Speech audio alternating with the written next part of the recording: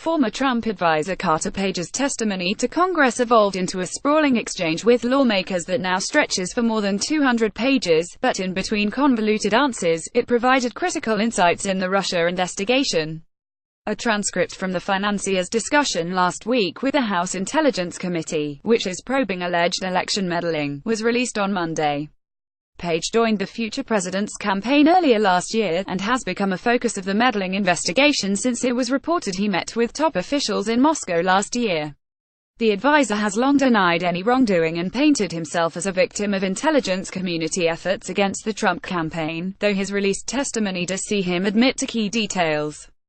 He met with Russian officials during a trip to Moscow. Page's original emergence into the spotlight came in a Yahoo News report last year, in which he was alleged to have met with administration official Igor Dovzykin and Igor Second, the CEO of Russian oil behemoth Rosneft and an ally to Vladimir Putin. He continued to deny of meeting with those officials, but admitted meeting with a high-ranking employee of Second's, Rosneft's investor relations head Andrei Baranov. An unverified dossier from former British spy Christopher Steele, which Page repeatedly referred to as the dodgy dossier, said that Page was offered money from a deal privatizing a large portion of Rosneft last year. In an exchange with California Democrat Adam Schiff, Page acknowledged that Baranov may have mentioned the sale, but said that it only came up as a bit of information already in the news. Schiff's back and forth also included him citing an email that Page sent to the campaign in July where the advisor claimed he had incredible insights and outreach that you received from Russian legislators and senior members, plural, of the presidential administration. He also admitted to meeting with Deputy Russian Prime Minister Arkady Dvorkovich, though said that the meeting was only a brief handshake at a university commencement where they both spoke and that he learned of other insights through Russian scholars. He spoke to the campaign about his trip beyond the meetings that Page had during his summertime trip to Moscow. His testimony also provided a clearer look at how much senior campaign officials knew of his comings and goings. Alexander Nemenov at Page's email about meeting with multiple Russian officials came after he had informed Trump associates, including campaign advisor J.D. Gordon, current White House Communications Director Hope Hicks, campaign manager Corey Lewandowski, Fenton, Jeff Sessions and campaign advisor Sam Clovis. Clovis was also the official named in information about the guilty plea of George Papadopoulos, another foreign policy advisor who admitted lying about his efforts to broker a meeting between Trump and Putin. Campaign officials rejected that meeting, but Clovis suggested that Papadopoulos could make the trip to Moscow himself, according to documents unveiled by special counsel Robert Mueller last week. Page said in his testimony that he had very limited interaction with Papadopoulos as a fellow Trump advisor.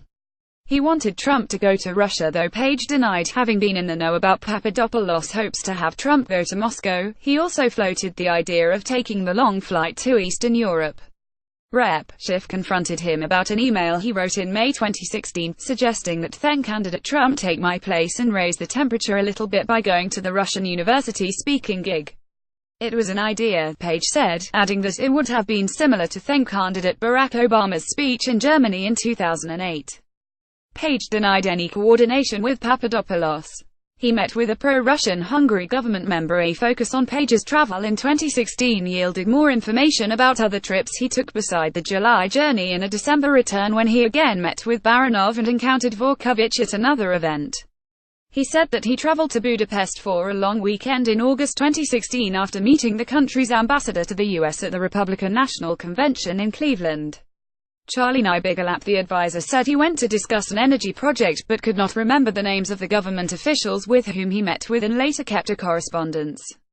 Page said he remembered the diplomat's name as Reka, likely referring to former ambassador Aria Kutk-Simurkeni, who left her post in 2015. Hungary has been led since 2010 by Viktor Orban, a right-wing leader known for being more pro-Kremlin than his European colleagues and opposing sanctions against Russia.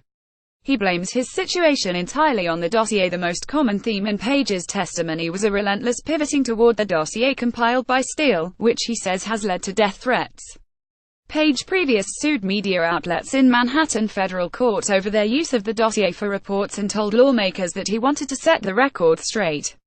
Despite choosing to represent himself without a lawyer during his testimony and promising to help the committee as much as he can, Page was also often vague and careful with his language.